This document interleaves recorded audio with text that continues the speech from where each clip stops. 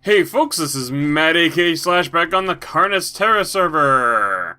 It is nighttime and I'm out far away from base. Well, not far, I suppose, but away from base.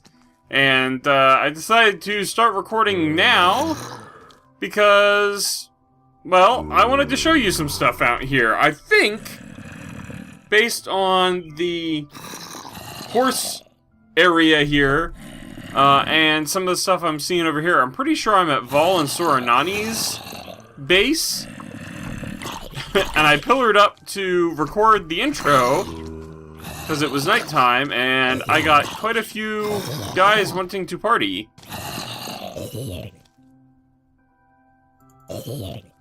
All gone? Alright. So I was wandering around looking for an oxeye daisy of all things. I thought they'd be easier to find, because I wanted to create my banner on here. I haven't done a banner yet, and I wanted to start putting banners up. Like, you see, Vol's got some banners over there, and I'm assuming that's Soranani's banners over there, but I have not found an oxeye yet, an oxeye daisy. But I have found some pretty cool stuff. They've got a horse jump tester over here, which is very cool. They have a horse... did that guy have chain leggings on just a moment ago? Or was that a figment of my imagination? They've got a horse speed track here, it looks like, which is pretty neat. What do I get off of you? No enchanted stuff off of these guys. But basically, you reset the system with the push button here, which apparently it's already been done. And then you come running through here with your horse, obviously. I'm going to do it with me. But you run through, and there's the pressure plate that starts it. And those are the pressure plates that I think they activate, it's basically like a toggle switch, like a T flip-flop kind of thing. And then when the timer runs out, the pistons that you've managed to push up in that time frame keep these lights on, and everything else stays off. I don't know if it's pistons or what it is. Pistons sound at one point, but I don't know what the actual mechanism is behind it. But apparently it's a lag-free testing apparatus. It'll give you the more accurate reading. So I may have to bring Epona over here at some point and give her a test run through. It didn't even pop up over here. What's the sign say? Claylub's area. Oh, Clay must be doing stuff over here as well. Down in the valley, maybe? Interesting. But yeah, so I come over here and I'm thinking, alright, I can get an oxeye. Vol might have some oxeye daisies because Vol's banner here has the oxeye thing in the middle of it, right? So I'm like, let's just pop into his base and see if I can find a spare oxeye to grab for the purposes of making a banner. And I come down the steps and BAM! It's like I'm in an MC Escher drawing. So I've just been wandering around here for a little bit, and then I decided, you know what, I need to start showing people this. So Vol is not on. It is me and Jimbo at the moment. Anything in there? No. Oh, this must be a horse breeder system, and that must be the gate to get out. Let's see. This goes topside. What do we got over here? We got a couple of horses down here. Lola, Shadow, and No Name. The horse with no name. There's a bunch of flowers in there, and I see an oxeye. I wonder if I can get over there and just grab one. Or if that would be inappropriate.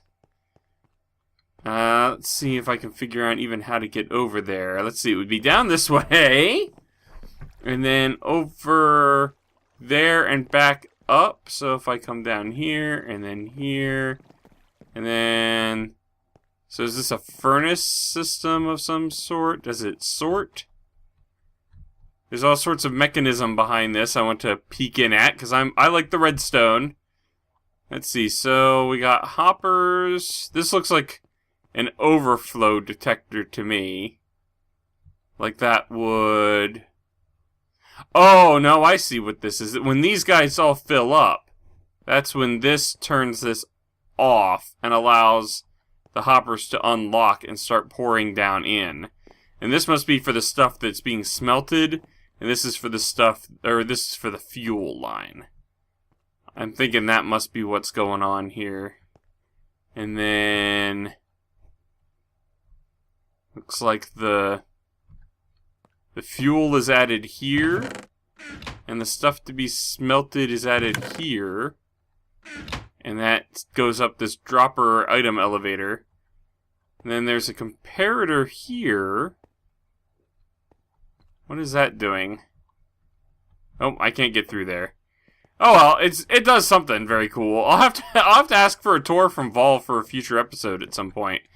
See if he can't explain some of his mechanisms. I was over here, I think, once, or maybe I saw it in a video of one of the other members of his mob farm setup. Let's see, I think I want to go... it was up this way? And he's got haste and regeneration on the beacon down there, it looks like. I like the enchanting setup floating over mid-air. Got some farms here. Got the pumpkins and melons. We've got the classic cow trap. Reeds and carrots. Looks like an automatic cactus farm. Collecting I guess the actual cactus is up here and this is decoration. Cocoa beans. This is for breeding the cows in the system around the corner. Let's see, down here, lava storage, it looks like. Okay, this is not where I thought I was going. What about back up this way? Does this just loop around, or... oh gosh, I have no idea where I'm going to end up now. I'm already lost. Oh wait, no, this looks vaguely familiar. TV? Fireplace, I guess? And then... aha! Okay. We're getting there. Wow, this is pretty spiffy in here. Look at all the different flowers. I like this. This is very tranquil in here. The little waterfall and all that. Yeah. Quite nice. So there's a little balcony up there, it looks like. How do you get up there? Up here. Ah, you can sit on the balcony and enjoy the view. That's cute. What do we got in here? Ah! You know what? I'm just going to take an Oxeye Daisy from here. I think I just need the one, because I think I can then just clone it without needing any more. And what is this? This is both of their banners. What does this go? Down. It's a ladder. So literally, it's just a whole bunch of twisty passages all alike down here. I think the way out was this way. Or at least one of the ways out. The way I came in, I think, is this way. Yep. Alright, well, thanks for the flower, Vol. Or Soranani, or what? Yes. Appreciate it. We'll head back to base now. And I love the road here, too. This goes a decent distance out from spawn. And actually, the path from spawn that I'm following here ends up starting right next to my path. My little sort of raised walkway through the swamp. Which I need to touch up a little bit, because it's just cobblestone on the walls. I want to try and do something a little bit fancier looking for the wall part. You'll see it when we get up here a little bit further.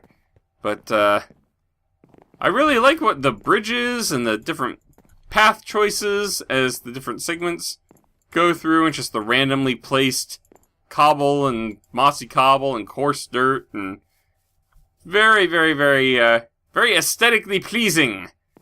Pleasing to the eye. And there's the base right there, slowly rendering in.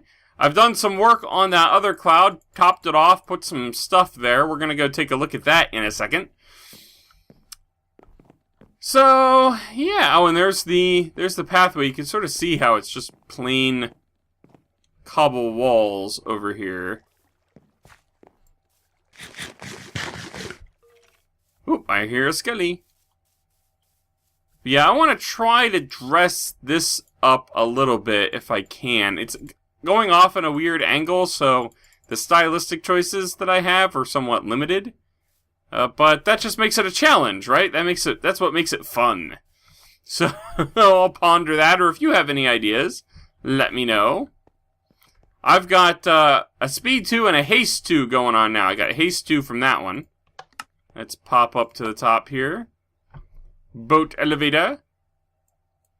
I can't eat because of the signs, so that'll have to wait till we get back up to the top. But yeah, I've been doing a little bit of work off camera. Just random stuff here and there, not anything too earth-shattering. I think I talked about last time wanting to build the Etho Potion Station, and I did work on that off camera, because I didn't see any reason to show you the build progress whenever it was just something that you could... Oh, get down there. I hate it when that happens. Did it go? No. Get in... There we go. Down the hatch. It's something you could go look up on Etho's channel if you wanted to know how I built it. But I extended the path around this way now. And then loops it up around this way. And then we've got a little stable here for Epona. I've relocated the one on the other side and rebuilt it over here and kind of elevated it. Mainly because I didn't want to try to deal with the water that's underneath here in trying to dig underneath for the mechanism. So that works out pretty well. And I think I changed the mechanism up a little bit so that this didn't have to be quite so wide. Just replaced some of the torches and redstone dust and all that. Nothing too exciting there. And then this is the Etho Potion Station. I may change out some of these exterior colors. I like the dark oak logs, but I'm not a fan of the planks here. I think I might put some of the lighter wood in here, maybe as accents or something, just so that the whole thing just doesn't look like a lump of chocolate with some controls on it.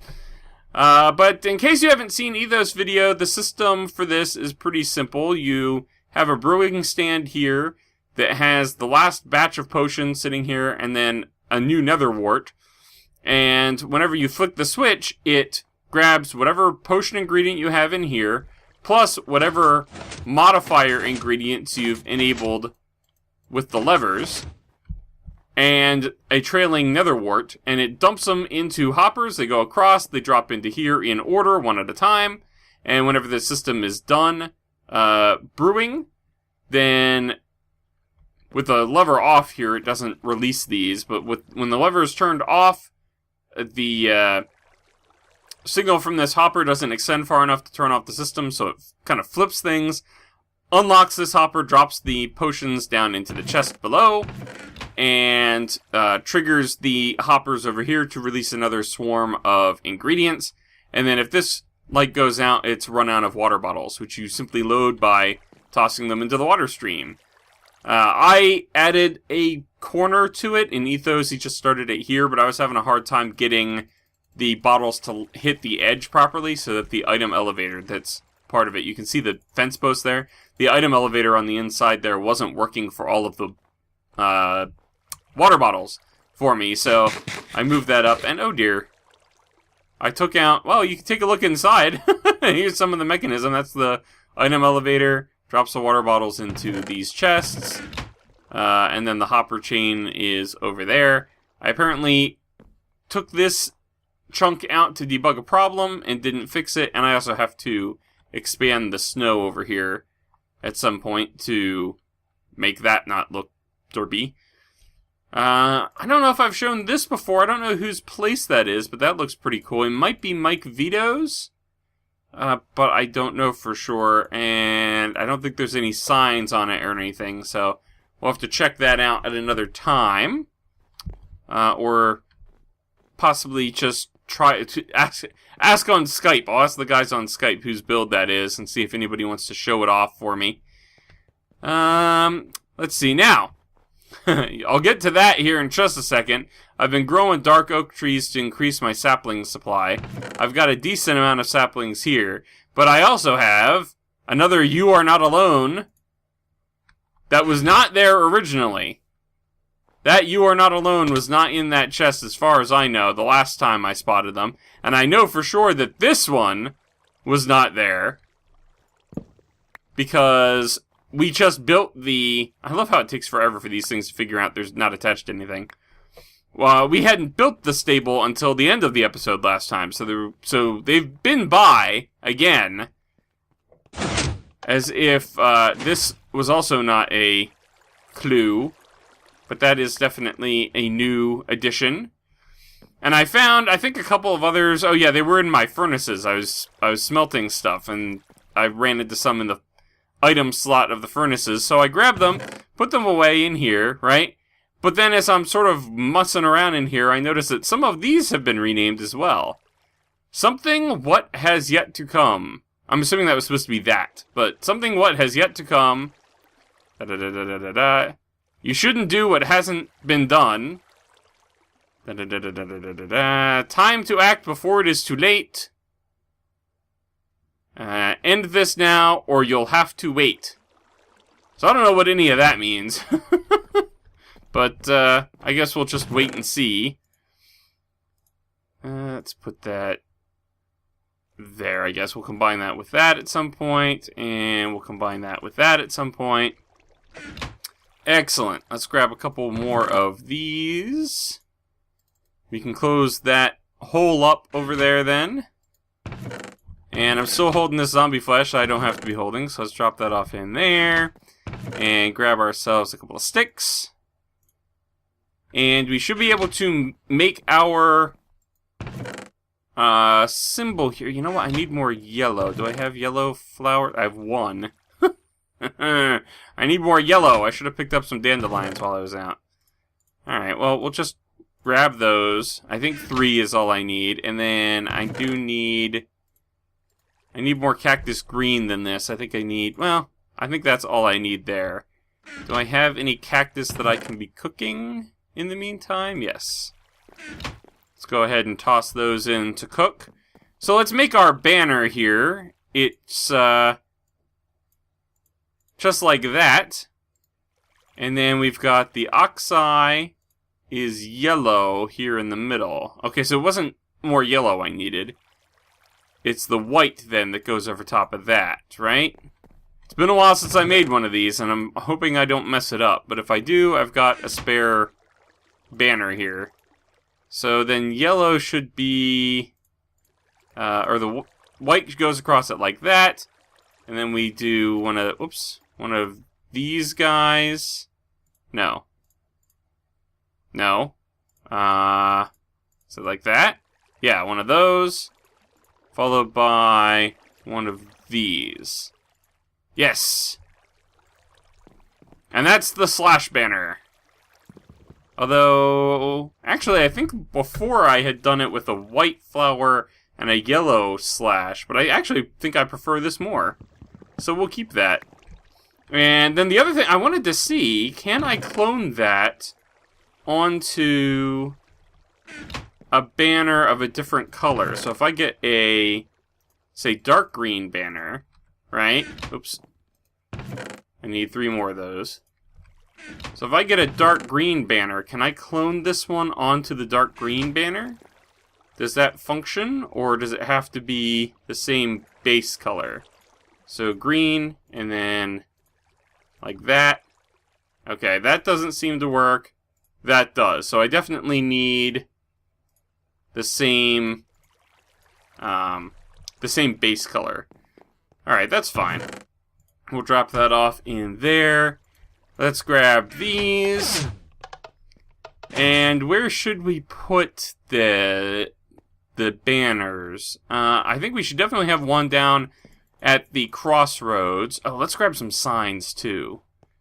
So I think it would be a good idea to actually label things in text as well, so that people who don't know what the banners are can identify individuals by name. But I want to try to label things a little bit better, since I've been complaining about people not putting signs on their builds. And then I realized I don't really have any signs on my builds, so I think we're going to put one banner. Can I put it like, can I hang it here? Does that make sense? It looks a little odd. What if I move it down one? I think that works. Yeah, probably. I could put it on the two sides as well. Let's see what that looks like.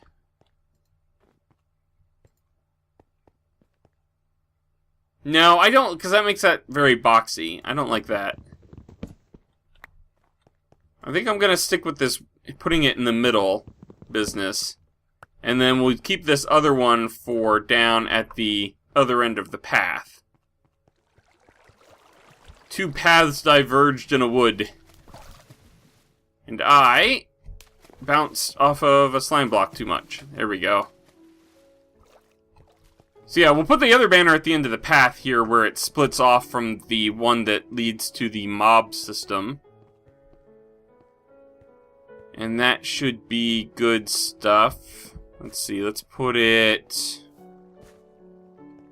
can we attach it to here? Yeah, why not? We'll attach it to there. And let's put a sign that says... To Matt, aka Slash. And we'll do the caret up arrow, like that way, to Matt, aka Slash. That will work. I don't know. I brought all these other signs along, but I don't really want to put signs on other people's builds. So I'm not exactly sure why I brought them all along. But... oh well. We'll just hang on to them for the time being, I guess. If I see a need to label something else, I will. Part of my obsessive need to categorize things. But the only other thing that I've been working on off camera, I will show you over here. And it's been sort of a random, I'm not entirely sure what I'm going to do with it type of project. But if we hop down here to where I've got the beacons going, there's a reason I have haste 2. And this is the reason. I'm starting to hollow out the entire reach of this beacon base. The entire reach 2 extent of it. Or reach 2, haste 2. As far as it can reach of haste 2. I'm clearing out, and I'm putting down cobble half slabs so I don't have to light it up. And I'm not sure, I'm just doing it as high as I can reach as well. So I'll go over here, I'll like dig in a little bit. And, oh, that's interesting. Oh, that's my other beacon. Okay, so that's the other thing that I was looking into was how much space I would have to clear out to expose all 4 beacons to each other. But I'll go in here and I'll do that, and then I'll kind of just dig straight up. And hope for the best. Something like that. So, ultimately, I'm going to clear all of this out, at least up to that height. And then I don't know what I'm going to do with it. I'm thinking I want to try to put some sort of crazy shrine build or something under here. But I'm not sure what that would consist of. Do I have anything else to go up now? So let me grab some slabs. I'll start putting some slabs down. So, funny story. A couple of funny stories, actually. I was on my way to work this morning, and I saw on the other side of the road, off on the shoulder, there was a guy, and I don't know exactly what kind of car it was, but it was definitely an older car. Little red sort of hatchback sort of thing. And literally, it was smoking. There was smoke pouring out all around it. It was rimmed in smoke. It's kind of veiled in it, I think is the word I was looking for. Veiled in smoke. And then he opens up the hood and smoke comes pouring out. And I remember I kind of glanced at that and then, got my eyes back on the road because rubberneckers annoy me, so I don't want to become one. But I remember thinking as I'm looking at it, I'm like, I thought that sort of malfunction, that just explicit, this is down, that's interesting. Did I put these at different levels? Hold up. But like I said, I thought that sort of thing only happened in movies. I didn't think it happened in real life, where it dies that explicitly. No, this is the right level for this. That's interesting. Because it would be beacons 1, 2, 3. Oh, okay. That's right. Because I have the actual the next layer of beacon is actually down here. Oh, does that mean I actually want to go down one more? No, I don't think I'm going to. I'll keep it like this and I'll level it when I bring the, build this beacon out more. But I have miscalculated, apparently. Yeah, so the poor guy's car was actually smoking, like in the movies, and I thought that was kind of a ridiculous situation to be in. Hopefully he didn't have any issue getting help and getting back to wherever he was going. Because I certainly would not be happy if that sort of thing happened. I actually had quite a bit of a junker car until recently myself. I was driving a, what was it, a 1998 Buick Century that I had gotten from my parents when they got a newer Buick Century. They gave me the older one. And it was not working the best there towards the end. It was actually, the air conditioning didn't work. The check engine light was almost permanently on. What else was wrong with it? It was burning oil like crazy. Whenever it came time for an oil change, there was generally no oil to change. It was just adding more oil because it had burned through all of the oil that it had in the... Did I hit something here? No. In the time between oil changes, it essentially just burned through all of the oil. So, eventually it got to the point where the check engine light just would not turn off. It had been coming on, and then it would turn off on its own after a while, because it seemed to be tied to the weather. For some reason, wet, damp weather would cause the light to come on, and then if you drove it around enough in dry weather, that problem would go away. So I was like, okay, it's just something having to do with the moisture, and it's not really a big deal. But eventually it just would not turn back off, and it was due for inspection, and it was not going to pass inspection with that check engine light on. And it was pretty much on its last legs by this point. So we decided, with the other vehicle that we had, the van, being paid off shortly, like a couple of months after this purchase was about to happen for my new car, we decided, hey, we'll just go ahead and replace the Buick with something else. And we ended up getting a Honda Insight, a 2013 Honda Insight. It was brand new, but it was a 2013. We got it at the end of 2014 when a lot of the 2015s were available. So apparently, from what I understand, the car just wasn't well marketed. It's like Honda's version of the Prius. It has a very similar body shape, and I mean, granted, this was a Honda dealership, so I kind of take it with a grain of salt what the dealer was saying, but he claimed that Honda had done the body design first, and then Toyota copied it. So I don't know whether that's the case or not, but it's definitely a very Prius-like automobile, and now I keep looking at Priuses thinking, hey, do you have another Insight? No, that's Prius. I've seen exactly one other Honda Insight on the road, and that's it. So I don't think that they were particularly well advertised. I don't think they were manufactured in large numbers either. But that's what I'm driving now, and it works out quite nicely. I'm very happy with it. It's got Bluetooth, which I have been wanting for the longest time. for the phone connectivity, and I can plug my phone into it for music. I don't have to listen to my music through my phone speakers. I can listen to it properly.